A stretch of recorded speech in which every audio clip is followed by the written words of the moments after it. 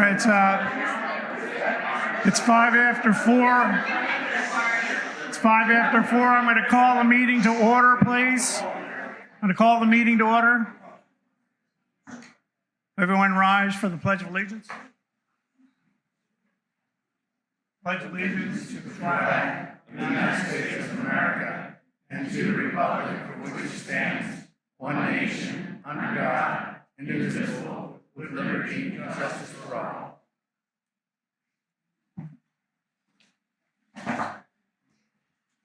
You'll notice that Director Parks is not here this afternoon. His mother passed away yesterday, I believe. So Doug will not be joining the meeting.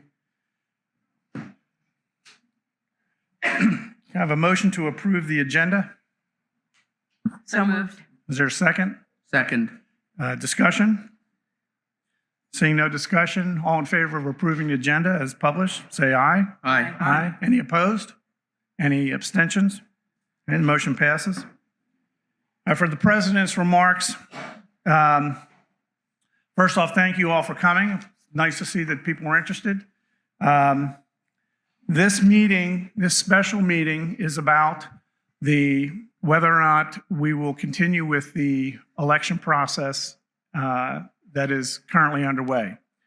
This meeting is a special meeting, so if you intend to make public comments, you're going to have to confine your comments to what your position is or discussion regarding the election itself. This meeting is not about the eligibility of candidate Farr. Any comments during public session regarding his eligibility will not be accepted. So I just want to remind everyone, this is a special meeting.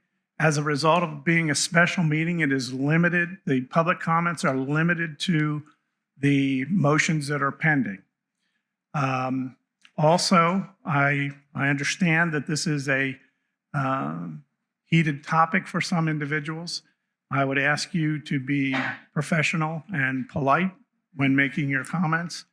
I'm not going to allow any attacks on any of the board members or anyone else during this meeting. So I hope we all understand that they're sort of the ground rules of how we're going to operate this afternoon. And that's all the remarks that I have. I'm going to open the floor to public comments. Can I make one for Doug? Sure. Since you can't be, you want me to do it from here? Just as easy? Yeah, it's just Is that okay? All right, this is just so you know, and as Larry said, Doug's mom passed away yesterday, so he can't be here, but he wanted me to read this statement to everyone. I'm sure you can hear me. I'm not really a reader. I usually make stuff up as I go along, but since Doug gave it to me, I have to do it because I'm sure he's going to watch. This is from Doug. For the record, I want OPA membership to know that I did not vote to support the decision regarding the election, and as such have called for this special meeting to address this issue. An honest and unintentional mistake was made in the vetting process that I'm certain anyone would have also made. The board secretary should not be chastised and have to endure the disrespectful comments that have been made about her. I'm somewhat suspicious of the anonymous tip that was provided and the timing of said tip, and am not convinced it was random or coincidental. I question why the tip was not initially sent to the elections committee or the board secretary. If the individual felt he or she was doing something to correct an oversight that was in the best interest of the community, why remain anonymous? Nevertheless, the motions for this meeting are submitted for the purpose of rescinding the motion from the last board meeting and authorizing the election process to be restarted. My position is that by restarting the election, all votes on a ballot will be counted and not discarded due to discovering an eligibility issue after the fact. Additionally, restarting the election process is endorsed and fully supported by the Elections Committee. I ask that the membership take note of the discussions and how each director votes in the motion, as it will speak as to how they perceive the sanctity of the association members' vote.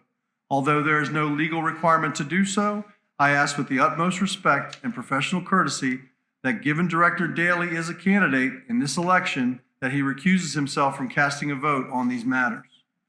We have the opportunity to do the right thing for the community, and I urge my board colleagues to vote to rescind the motion passed by the majority at the previous meeting and support a restart of the election. Sincerely, Doug Parks.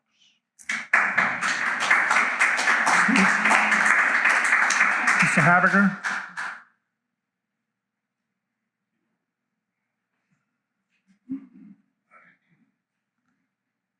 Good afternoon, Steve Habiger, 5 Hudson Place, Chairman of the Elections Committee. First of all, I think it's a great idea to have a bar at a board meeting. With all due respect to Director Parks, the Elections Committee has taken no position on the question. I was asked to provide information by several directors, and I provided information. The Elections Committee has no role in making the decision that the Board of Directors will have to make. I wanted to make sure that was clear. We will implement your decision. We await with bated breath. Could I simply ask for clarification of where? this Public is comments? right now? You have to get up and give us your name and address, please. Sorry. Nelson Fenwick, 12 Whaler Lane. And I'm a little confused as to exactly what the past motion is, what the new motion is, and what the consequences are. Could somebody clarify that for me? I will do that. And thank you for that question. Regardless of what you may have read in social media, where allegations were made that the board voted on the eligibility of candidate Farr, that did not happen.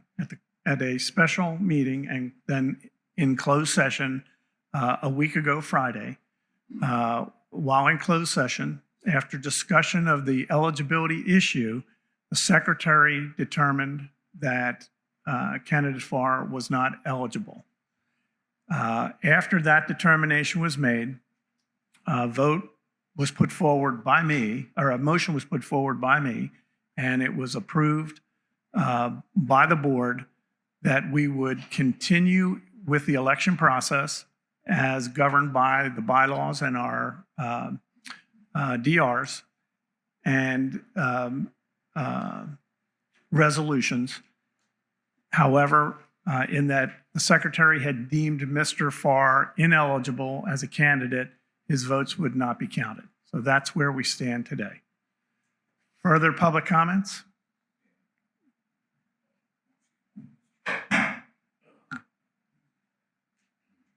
George Rucker, 65 Clubhouse Drive. I just want to know in the motion, what's the dollar cost to the community to redo all the elections here? Good question. And that is a good question. One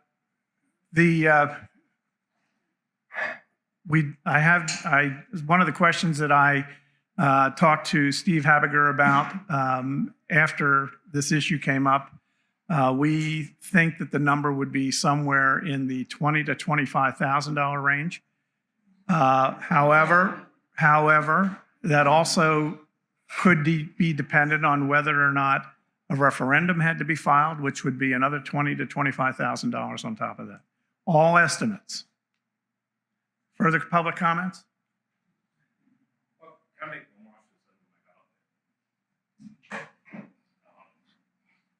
So going forward, I mean, that's a pretty substantial cost. So going forward, there could be all kind of scenarios where something like this could happen again.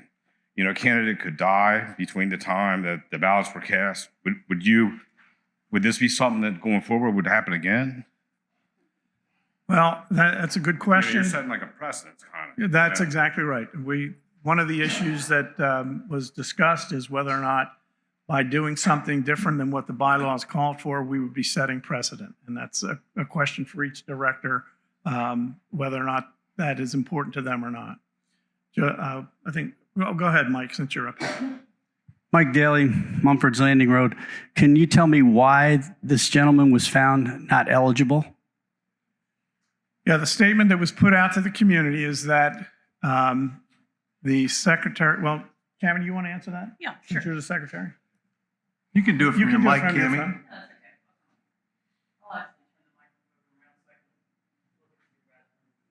Careful, I think I'll hurt you. Want me to turn around for you? Thank you. I'm sure, as you know, my name is Camilla Rogers, and I have been the, I guess, the sought-after culprit in all of this. But I want to tell you specifically what happened. And this is the truth as best as I can tell you. The secretary has responsibility for validating the eligibility of a candidate. It starts in our office here, where the administrative staff look at each candidate. And the administrative staff did that. They called me and said, we've got 4 candidates, looked at the eligibility, which is determined by, is your assessment paid up? Do you own property in Ocean Pines? And so I looked at those lists, but maybe because I'm a little bit OCD and a lawyer, I also went to look at the Maryland SSTAT records. For those of you who don't know, the Maryland State Department of Annexation Assessments, thank you, and Taxation is a public record that anyone can get to. So this is where the breakdown came. I looked at everybody's SSTAT records, and I clearly saw that Rick Farr's property was owned by the Farr Living Trust. That's fine. I then went down a little bit further to see whose name was on the property. I learned that his parents had purchased the property in 1999, and it had had subsequent holders since 1999. Now, Rick Farr's father's name was also Richard Farr. And so when I looked at that, I thought, okay, he owns the property. That's the end of my inquiry. It says clearly right there, it's Richard and Teresa Farr, who I knew to be his mother, who had recently passed away. Then we received the anonymous tip that Rick Farr did not own property here. So my inquiry then went over to the Worcester County Courthouse, where I sat with the clerk of the court and dug through the records for about 2 hours to see what I could find out. And what I found out was that Rick Farr was what was called a successor trustee. And Jeremy, stop me if I'm getting into, okay, stop me. Yeah, I'm that close? Okay. All right, I gotta listen to the lawyer. He's a successor trustee, and the best analogy I can think of to tell you about this is that Prince Charles is the successor King of England. So he's not there yet, but as soon as Queen Elizabeth dies, God forbid, he'll be king, but he's not king yet. And that's the same thing, at least what I learned in law school and other people learned in law school and the friends I've called from law school. A successor trustee at this point doesn't have ownership in the property.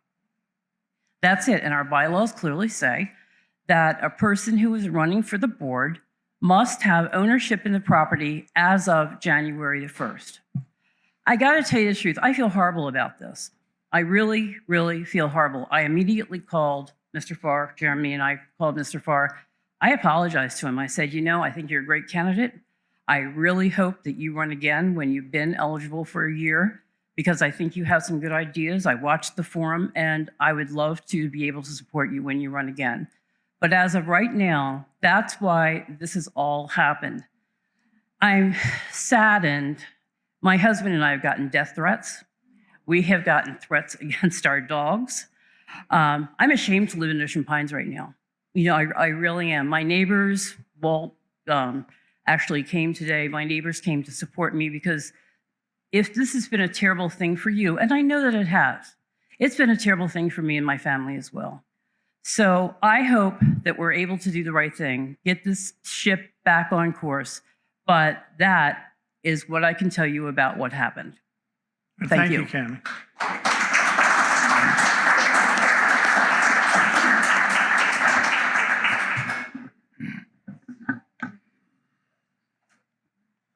Larry, can I just add one clarification? Yes. And so, I know she was speaking off the cuff. I'm sorry, Cami was speaking off the cuff, and obviously, you know, certainly the threats that she has received are horrendous, and really nobody should ever be subject to that for trying to do her job. But the issue, as Cami was indicating, is that under the bylaws, to be eligible to be elected, a candidate must be an owner of record as of January 1st of that year of election. So the key is that there has to be an owner of record. And what Cami found was that the deed of the property indicates that there are 2 trustees listed on the deed, neither of which are Rick Farr. And those are the owners of record. And that's the crux of the problem, is that the deed does not reflect Mr. Farr. The deed reflects his deceased mother, unfortunately, and who I believe is his sister. And that is the crux of the issue that confronted Cami, that she had to make an extraordinarily difficult decision, knowing what exactly was going to potentially happen. I don't think any of us, even talking, predicted some of the emails that she would get, but I just wanted to clarify that that is the issue. All right, and so with that, as I had said earlier, this meeting is not about Mr. Farr's eligibility, so I think there's been enough explanation of the eligibility. So, No, that's fine. My name's John Neary, 731 Ocean Parkway. As I read your first motion, it says, move that the Board of Directors rescinds the motion that was passed on the closed session on July 30th. correct. Now, that means we have the right to comment on your decision at that point, which made Mr. Farr ineligible. No, sir, it did not. No, this motion is going back to your motion on that day that made him ineligible. No, sir, that motion did not make him ineligible. The secretary of the corporation declared that he was ineligible. After that was done, a motion was made regarding how we will proceed with the election. And at that point, you made him ineligible. You No, said sir. you're not going to He take his was- votes anymore. No, sir. Which He was- disenfranchises my No, vote. sir, he was made ineligible by the secretary prior to the motion. So we're not going to discuss his eligibility issue any further. At the same point, this motion also dealt with the fact that you had questions for him that were never addressed either, because you asked questions and those answers were never allowed to be returned in a process, which also disenfranchises my vote because of the fact that he turned around and you asked, and Mr. Weaver, I believe it is, Jeremy Tucker. Tucker, I'm sorry. I know a couple of Jeremys. Thank you, no problem. My apologies on the name. But at the same point, you asked for something on a Friday night, which I'm pretty sure if it wasn't for this, you wouldn't answer that question until Monday morning because of time and place. I'm also a CPA, so I'll put that out there also. At the same point, I also know with the businesses that I deal with that are LLCs, I'm also a trustee to several trusts. And at the same point, when the previous trustee passed the trust on to me, I stepped into his shoes. I took his eligibility for whatever it is because the trust is an entity. So at the same point, there is a process there that I think you all are overlooking that's not being fair to Mr. Farr, and I think you need to give his lawyer, the opportunity to explain the trust, because though there are trusts, each trust is written differently to the individual for that trust. And I don't think you've given that opportunity for anybody to have that process. right, So thank that's you. my comments on this. Jeremy?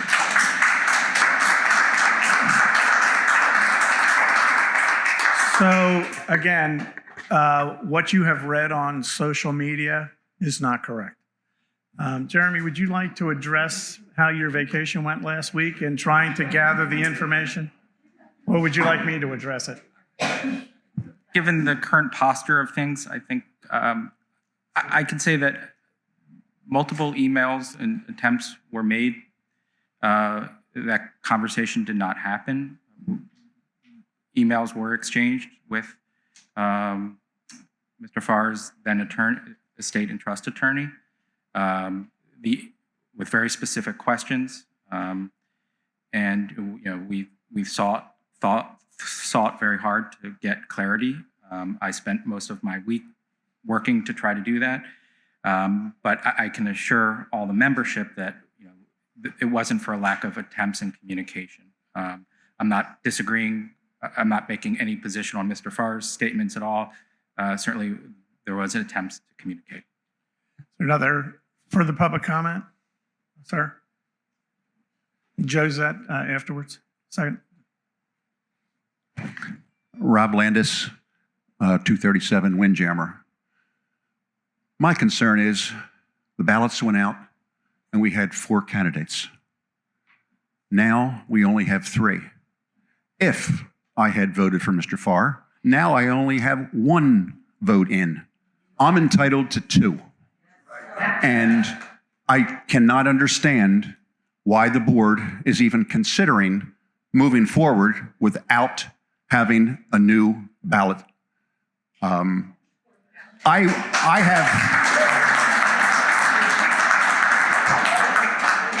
not saying I'm in favor of any one particular candidate, but I just think that it's only just that I get more than 1 vote if I had voted for Mr. Farr. I think it needs to be redone. I don't care what the cost is. We spend all kinds of money on, pardon me for saying this way, bullshit. And I strongly feel that I am entitled to both of my votes, not just 1. Thank you.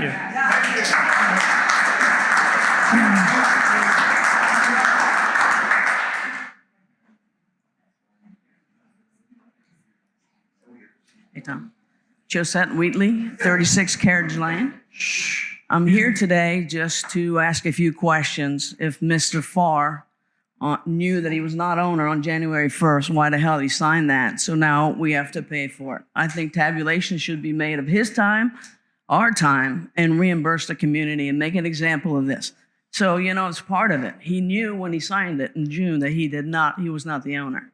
So to me, it's ridiculous. Why are we here discussing this? You either own it. I can't sell your property. I don't own it. My name's not on your deed. Come on, folks. We're like spitting in the wind. That's all I have to say. you. Thank you, Thank you, sir. Joseph. Any further public comment? Conspiracy. No. My name is Kathy Coase. I live at 40 Water Green. And my question is, the envelopes to mail them in are see-through. And I want to know if this anonymous tip came before or after some of them are already in and you can see right through them and look who might have been winning. Sir, your public comment? Sure. You need to come up here, please.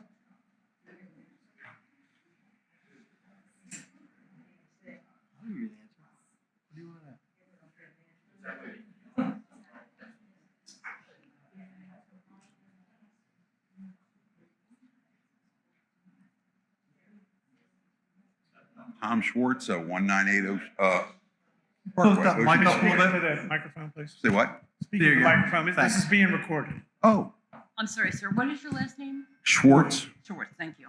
And your address? SCHWARTZ, common spelling, And your address, please. 198 Ocean Parkway. Based on your agenda for today, what are you looking for at the outcome of today's meeting? What are you looking to delay the ballot? Are you looking to proceed with the ballot? What is your intention? Well, the motion that will be before the board after public comments is whether or not we rescind the motion that was passed Friday a week ago. Which was? That, as I explained earlier, that we will move forward with the election according to our bylaws, resolutions, and DRs, and not count Mr. Farr's votes since the secretary has declared him ineligible. All right, so bottom line is you're going to proceed with the ballot. You're going to eliminate a vote of a candidate and only have 3 eligible candidates. There is a motion to rescind that motion. Yes, sir. Okay, there's a motion to, I'm getting confused with you're going to rescind the motion. Well, we don't know if to we're have going to the rescind ballot. it yet. We haven't voted on it yet. Well, there's 2 ways to go. You either keep all 4, count everything, and then when the lawsuit's filed, go through the courts to figure this out, or you're going to not count his ballots or his votes and elect whatever the balance is. That's your only 2 options, correct? As it stands today, The board passed a motion to continue with the election according to our bylaws, resolutions, and DRs, and not count as votes. That's where we are right now. Right now, okay. There will, after public comments, there will be a motion presented to rescind that motion, and we'll see where we go from there. And just so you know, if that motion doesn't pass, we can't put forth the second motion. Just so you know, just throwing that out. If we can't pass the motion to rescind, we can't pass the motion to send out new ballots. So you got to do one to do the other. Right. Have to do the first one in order to do the second one based on Robert's Rules of Order because they're equal parts of the election. So just Okay. let you know. Regardless of Mr. Farr's situation, if we just look at X candidates, X, Y, Z, and W, the 4 candidates, now we only have 3. We should have 4, but we don't.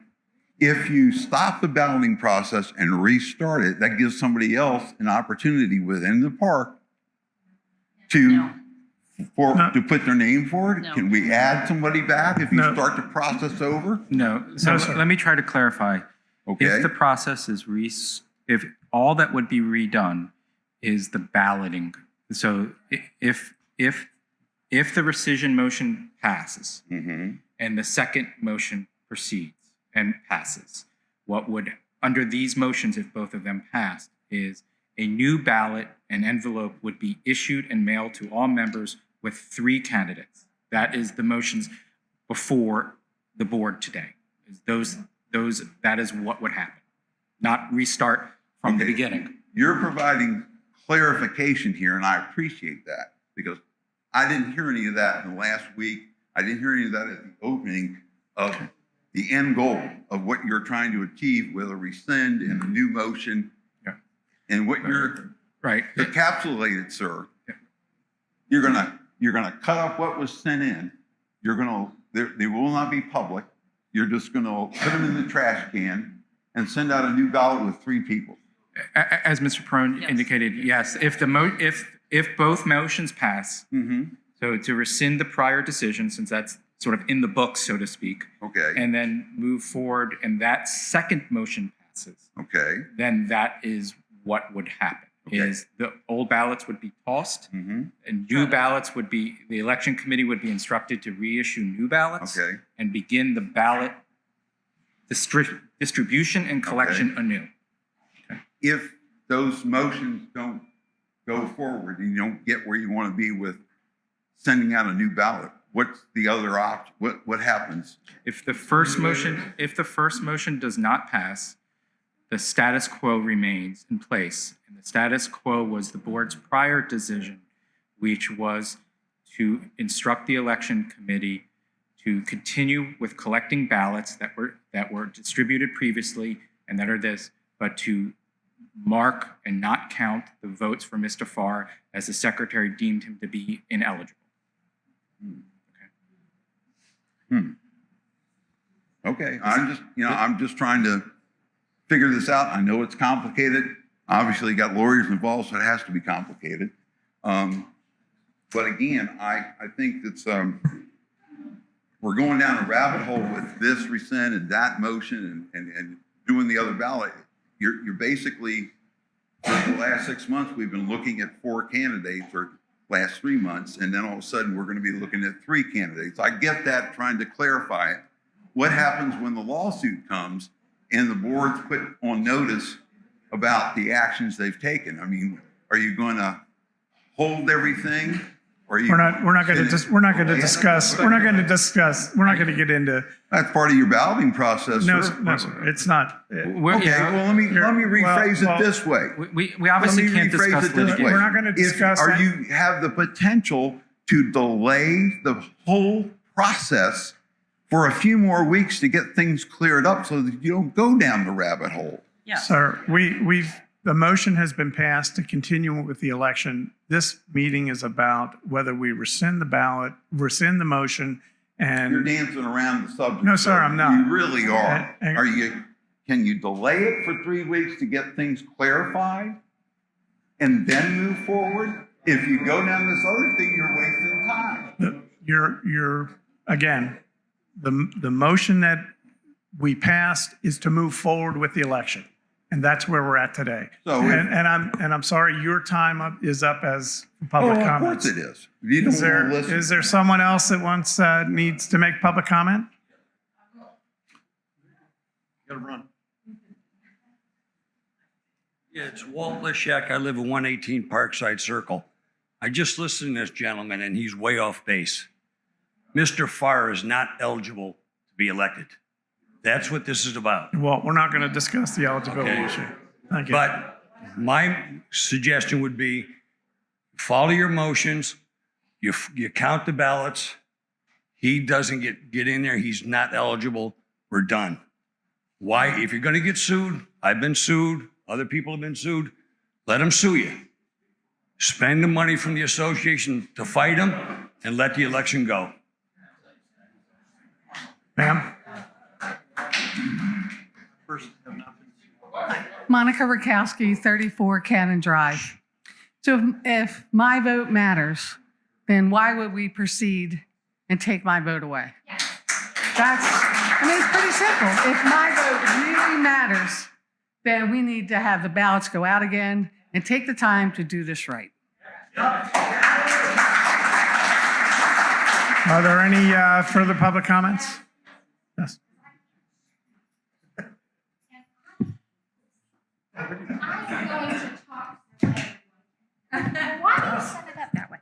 Okay, Paula Marple, 18 Poplar Trail. Okay, some of it's already been said, but if there are people in this room and you had 2 votes and I have 1 because the decision is made that we're not going to have 4 candidates, we're going to have 3, then you're taking away my rights.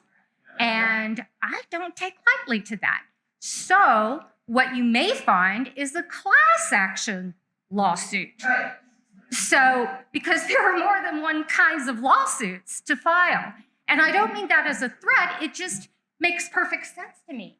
So that when somebody comes up and says, just go ahead and just go on through, would you feel that way? If you had 1 vote and you were entitled to 2, I don't think you would.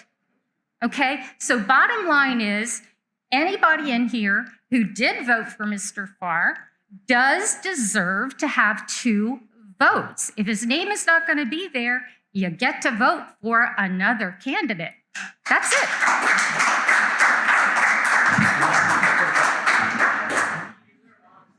Are there any further public comments?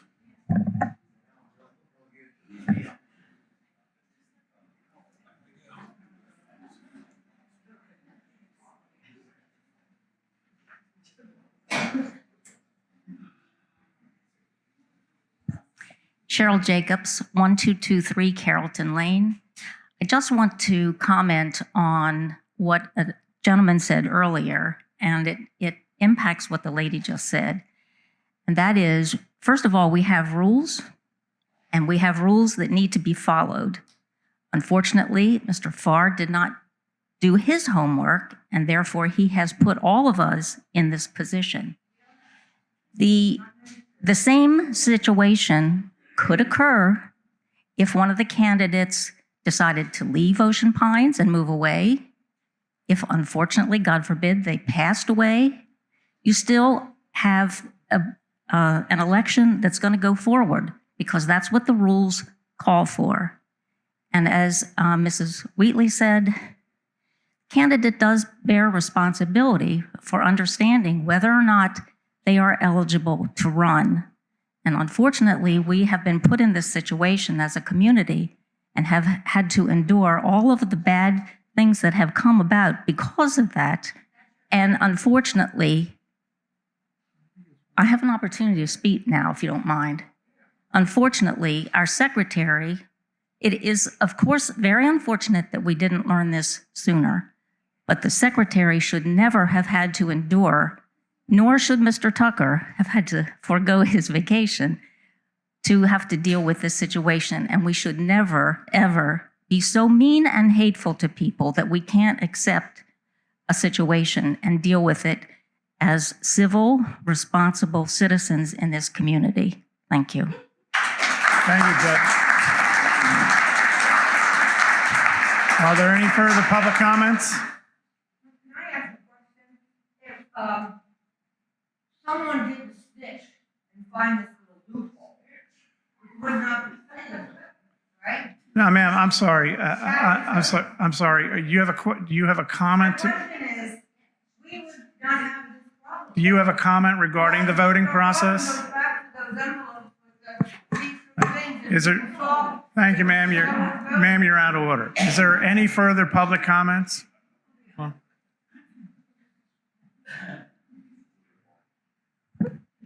Tom Byerly, 6 Oceans End. Not the sharpest knife in the drawer, but what I'm hearing from you guys is there's a motion on the floor right now that you all are going to vote on. And the motion is that you let the ballots go just like they're mailed in now. On the 11th, you're going to count them. Anybody that voted for the person we can't discuss, which you already did, is wiped out. So therefore, you're not going to get a vote if you voted for him. Is that correct? That's what you guys are going to vote on after public comment. No. The motion was already passed that we will continue with the election process. As it sits now with the ballots that were sent out originally. And we will not be counting Mr. Farr's. Exactly. So the ballots were all sent out. People got them. They mailed them. They did whatever. They are holding them now, waiting to the last minute. If you happen to go and vote for that unspeakable person, then you're not getting your vote. Basically, that's the bottom line. The bottom line is you have signs all over this neighborhood that say your vote counts. That's correct. That's baloney. Unless you get rid of that motion and you resubmit ballots, I mean, it's going to cost you $5,000 in postage. If you're paying $30,000 to get them printed, then you're getting screwed. But anyway, you all budgeted, you all had study plans on this golf course place you're standing in. It went for a long, long time before we finally made any decisions. What is so damn important about getting this thing done now as opposed to a month, 6 weeks? What's the difference? I mean, it's a position that needs to be filled. Right now, you're taking the vote away from people, and you've turned it into not who do I want, but who don't I want by taking people off the ballot. I hope you reconsider, start over, and you screwed up, make up for it. That's it. Thank you. Are there any further public comments? Greg? Craig Benetti, 28 Stacy Court. If I understand it correctly, in dealing with the situation, the board is exactly following the bylaws and resolutions that exist today in this community to deal with this situation. And I applaud the board for sticking to the bylaws and not making a change to what exists today. Thank you. Ma'am? Amy Pack, 109 Whitehorse. I've been here since 2002. I think in the time I've been here, I have voted for 3 people who then resigned from the board. Do we have past redos for those elections?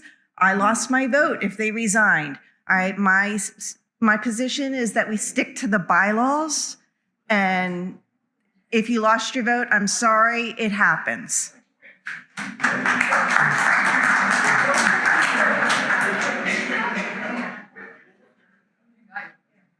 My name is Chris Carper. The question I have is... Where's your address, sir?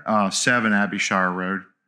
The question I have for the board is, obviously this is a case has never happened, correct?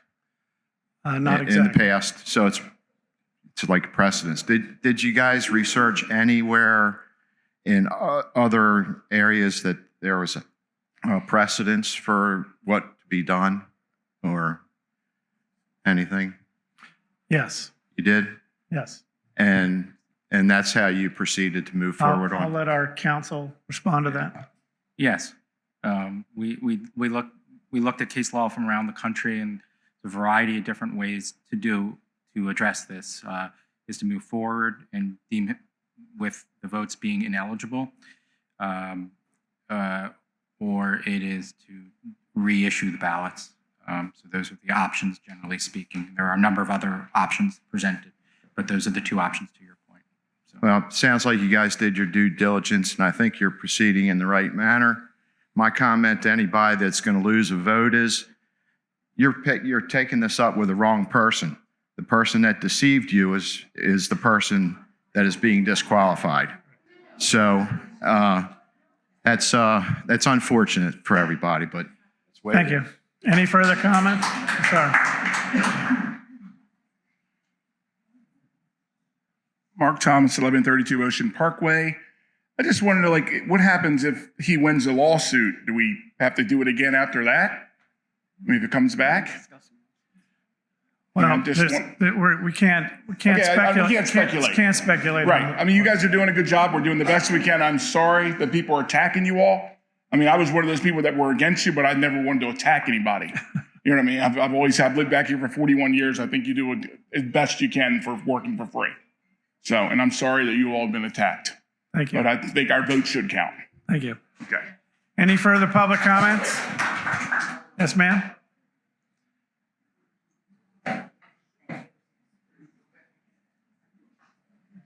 My name is Carol Frazier. I live at 64 Bramblewood Drive. And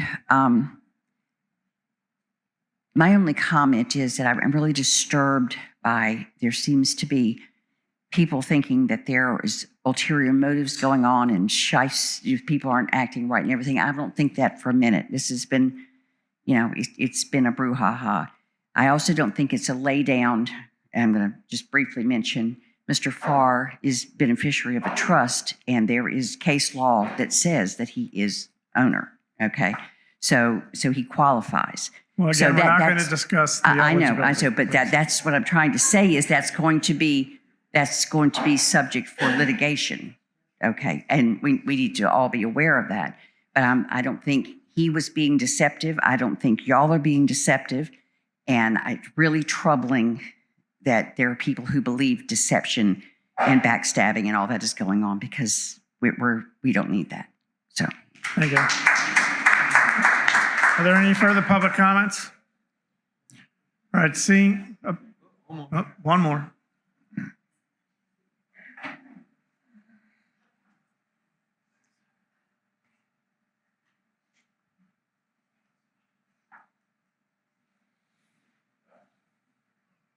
Bill Farrell, 204 Windjammer. My only concern here and my question is I understand the current motion that's before the board is to either eliminate your prior choice to accept the election as it currently sits and the votes as 3 of 4, or I think the other option is we start the process completely over because I think the entire election process was faltered, not intentionally, not through any negligence, but ballots went out with 4 people, 4 candidates were presented. At this point, now you're telling us there's only 3 candidates, and to my knowledge, there is no motion before the board to restart the entire process to solicit other candidates again. And I think with the showing of support for the community that's just here at this moment, there may be some candidates that are willing to work within this community. Just my opinion. Thank you. Are there any further public comments? All right, seeing none, I'm going to close the floor to public comments. We have a motion. Tom, do you want to read the motion for Doug? I would love to. All right, so this is the first motion of 2, or maybe just 1. Move that the Board of Directors rescinds the motion that was passed at the closed session meeting on July 30th, 2021 regarding actions taken on the election and candidate eligibility. Purpose and effect. This action will override the motion that was passed at that noted meeting. Background. The board has fielded a number of questions and concerns from membership regarding the legitimacy of the proposed tallying of votes in the upcoming election. Based on a number of discussions with membership and council, the board should reconsider its current position on the election vote count. Is there a second? Second. Discussion. Well, it's obvious based on the amount of people here that it's not just 9 people complaining about not getting their 2 votes. So my issue now, and it has nothing to do with the qualifications of Rick Farr, I'm sure that's going to come out in the next couple of weeks, is the fact that there's a lot of upset people that voted for Rick. Here's the two issues I have. We're taking away a vote and some people don't get two. My next issue is if we do it this way, if we continue down this path and we have 3 people on a ballot of 4 and all those votes are taken away, the person who comes in third could just file a lawsuit and go, well, wait a minute, I could have got all Rick's votes. And why aren't I elected? So let's go back and redo it again. I think it just opens up too many caveats, and I think that's the reason that I wanted to rescind this so we can move forward with resending ballots.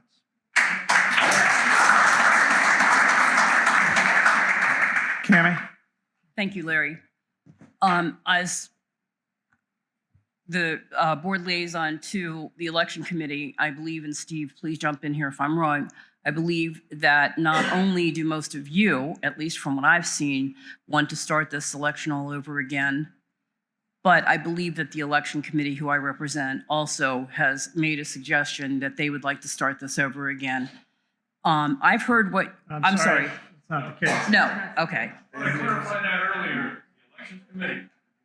Whatever the board said. Inappropriate for us to say anything. We provided information. Steve, you're out of order. Steve, you're out of order. Then I apologize, Steve. Thank you. It's very clear to me what you've said, and I think that you elected me 2 years ago to represent the community, and that's what I intend to do today. Any further discussion? Colette? I think the assumption that the majority of the people in the room here are in agreement is probably a faulty assumption. I've heard people speaking on both sides. A big concern that I have is the concern raised by George Rugger, is that the correct name? About the Hooker, sorry. Rooker. Okay, got it. Thank you. Now you're famous. Yes. Remember when I say that. Yeah.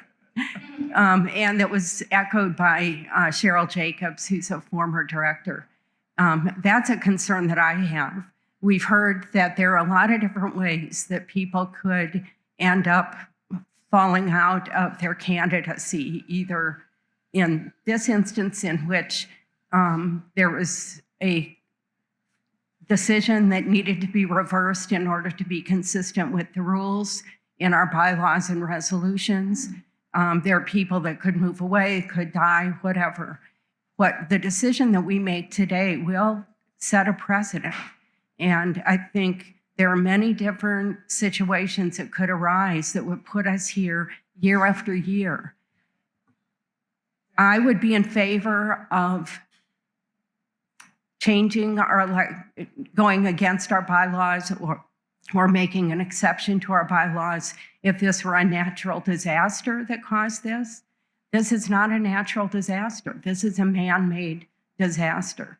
In 2019, the board voted to redo the requirements for applicants for candidacy for the board of directors because we had a similar issue that came up in 2018. Someone who was claiming ownership of property through an unconventional, it was an LLC, I believe. It was not a conventional ownership by an individual, but was ownership by an entity. Our staff, myself, our attorney, I was secretary at that time, engaged in a lot of research to try to get to the bottom of this. We finally did find out what the true ownership of the property was. And the board decided at that time that it's not our job to do that digging. I've heard people speak here today who I know are licensed contractors, licensed teachers, a licensed accountant. There are people that apply for licenses all the time. And those licensure applications, I think you all know, put the burden on the applicant to provide the information. We changed our application in that way as well. And I'm sorry, this- ma'am. I'm sorry, ma'am. Could you? And this application was not completed with the supporting documents that were required if the claim of ownership was based on a trust. The claim of ownership was not based on a trust. The claim of ownership was ownership since 1999 when former candidate Farr's parents bought this property. So the mistake that was made was an honest mistake made by our secretary based on the fact that the application was not completed correctly. This could happen any year. Mr. Farr has asked us to strengthen our application process. We will do that. We will no longer make it a suggestion that supporting documents be supplied and a suggestion that you attest to the truth of what you're putting in your application. We will make that a requirement, which will strengthen this process and hopefully will prevent this from happening again. I am loath to rescind the motion that we are being asked to rescind because of the precedent that it would set that would open the door to similar things happening where somebody either goofs up on their application or intentionally fills out an application in a way that is misleading. That's not for us to discern what the motive is. What's for our secretary to discern is, given that the application is completed correctly, is this a valid candidate? There is also the belief that there was somebody out there who did some stealth, work trying to find out something about Mr. Farr. What the board was told is that the question was not directed at Mr. Farr's application. It was directed at all 4 candidates' applications. That it was discovered that one of the 4 candidates had an eligibility concern. And so all 4 applications were looked at again. Their supporting documents were looked at again. And it was through that process that it was determined that this application had some problems with it, not the least of which is the failure to provide the requested supporting documentation of property ownership. So I am very sympathetic to people who feel that they've lost a vote. Votes can be lost in many different ways, but I am loath to set a precedent that future boards will have to live with that will open the door to similar claims as what is being asked for today by many of you. I'm hearing that many of you don't want us to rescind that motion. There are many that do. The tough position we're in is to think about the present and the future impact of the decision that we make today. And the future impact is very compelling to me as an individual director. Any further discussion? Tom? I appreciate your statement. Unfortunately, the person who did the digging, since we didn't do the digging, the anonymous tipster, had said that one of the 4 candidates, I'm pretty sure when he did the digging, he didn't find out that one of the 4 candidates, he found out that Mr. Farr had an issue. And that's the reason he said it and sent and called in to give his anonymous tip. The problem I have, and the issue that I have is, and of no fault of Cammie's, by the way, we're all volunteers on this board. All volunteers. We don't get paid. Everybody thinks that I get to play golf every day. Well, as you can see by my knees, I don't get to play golf every day. I'm on my knees working. But the fact is that we're all volunteers, and any one of us could have been the secretary that day that these applications came in, and any one of us would have looked at it the same exact way. And I'm sure this has happened before. I'm sure that one of these trusts has probably slipped by and somebody's gotten on the board because of it. And if Rick had gotten on the board, we couldn't have gotten him off, because all you have to do is be an upstanding member of Ocean Pines that has paid his dues once you're on the board. This issue of January 1st has been added, obviously, and that's fine. It was not Cammie's fault. Cammie dug deeper to find the information because she's an attorney and she felt that's what she should do. But the fact is that we, as a board, whether I would have been secretary, Larry would have been secretary, Colette would have been secretary, approved him to be on this ballot. Plain and simple. And if 11 days would have gone by and that election was over and he was on the board, nobody would have questioned it, but it didn't. Somebody anonymously tipped. But the fact that we messed up and we put him on the ballot negates thousands of votes. And I feel that it's our error, and I feel we should fix it. It's a unique situation. It might never happen again. We might never run into this problem ever again, but we'll probably run into something different.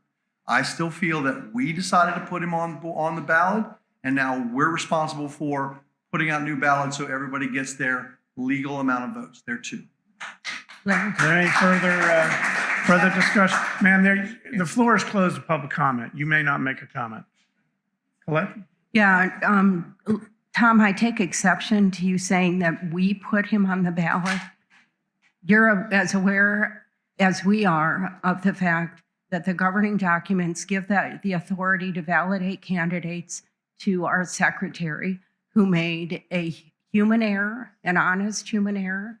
It's the type of error that, you're right, any of us may have made when we looked at an application in which somebody says they have owned property since 1999. We dig back and we look, 1999, there's a Richard Farr that owns this property.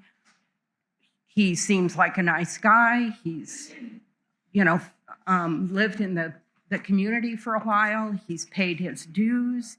He is hrstallion@gmail.com. Seems like a cool guy and somebody to believe.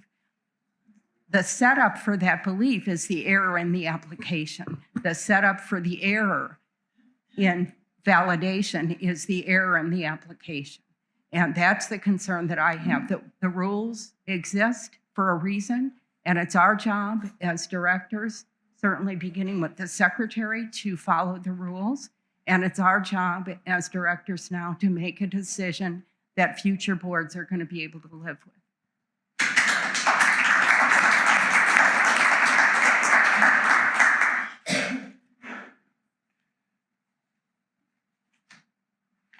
I just wanted to read from the application form to apply for candidate's position for the board, so that I don't know if everyone understands that this is what is on the application form. It says, I meet the director eligibility requirements of section 5.02A of the association bylaws and am willing to serve as a director if elected. In this circumstance, that's not the case. And whether it was intentional or by accident, the bottom line is that the secretary's judgment and decision was that he was not a property owner as of January 1st, 2021, and is not eligible.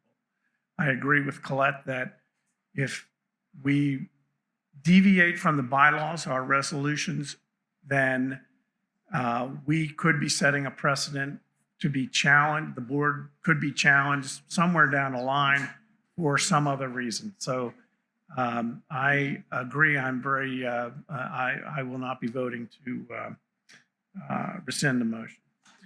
Is there any further discussion? Seeing none, I'll call the question. All in favor of the motion to rescind the prior motion, say aye. Aye. Did you get Doug's proxy vote? I have no proxy vote for Doug. All against the motion, say aye. Aye. Aye. There's 3 against, and any abstentions? Abstain. The motion doesn't pass. There's a second motion. What? I don't have.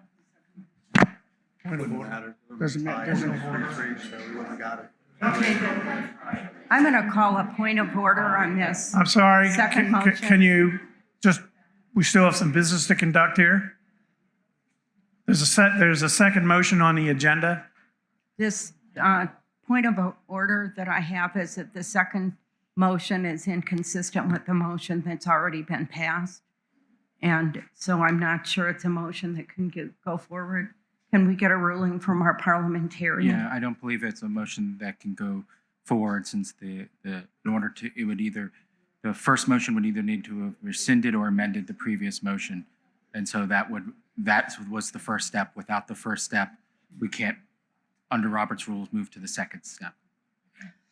And as a result, I'm not going to recognize that motion, and it will not go forward.